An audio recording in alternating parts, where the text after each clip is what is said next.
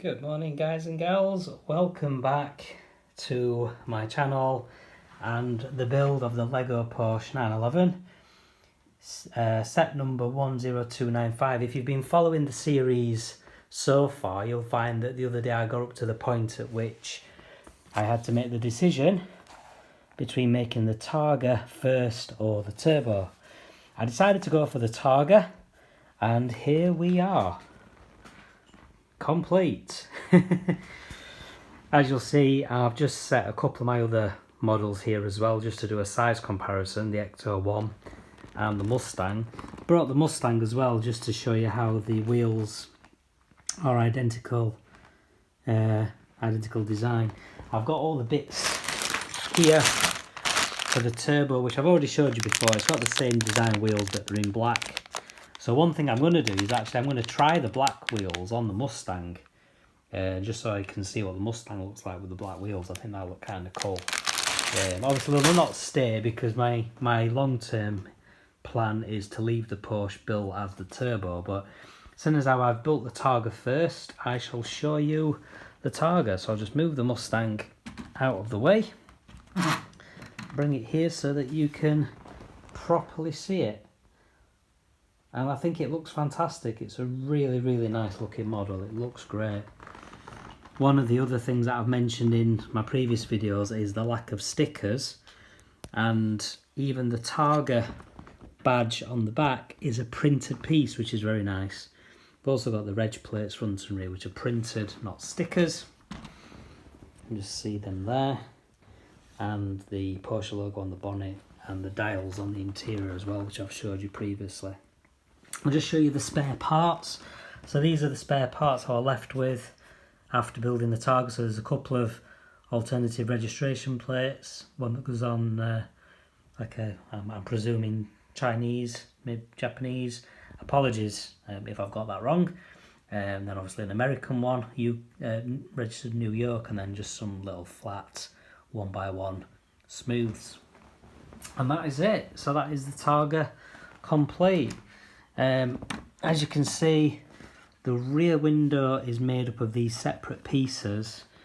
It would have been nice if they'd had a custom made single piece of glass for the rear window. Going over to the Ecto 1, the Ecto 1's got this unique windscreen which is unique to this particular model. It can't be found in any other model so far unless they decide to use it on something else in the future. So it's a shame really that they didn't make a unique piece for this one, or maybe at least made the middle piece out of one piece instead of the four separate existing components. But you know, I think that's the only thing that lets it down really.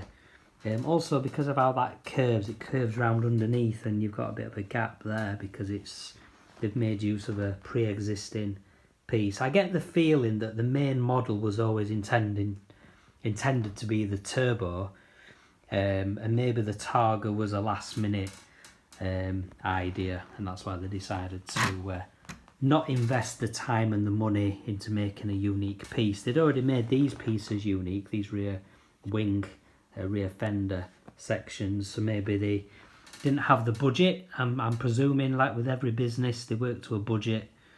So I'm guessing they didn't have the budget to make a unique rear windscreen.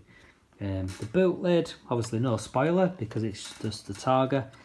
It is a bit tricky to open. You haven't really got anything you can grab hold of very easily to open it. That's the details of the basic engine. The Turbo one, which I'll show you in my next video once I've built the Turbo, has extra components on it, obviously because it's a Turbo. So it's a different engine. But the Targa section itself is just basically clipped in there at the rear on like a hinge piece. So it does actually hinge up like so. And then you just unclip it like that. Again, the front hood is not the easiest thing in the world to get in. There you go. And then that just slots inside and that shuts. And there you go. You've got an open top Porsche. Does look great though. I do think it looks really, really good. It looks really nice. Of course, if they'd done a more modern 911, they would have had to have done different wheels, because a more modern 911 just wouldn't look right with such small wheels. You'd need much bigger wheels with lower profile tyres, but because this is based on one of the older Porsches, it works just perfectly.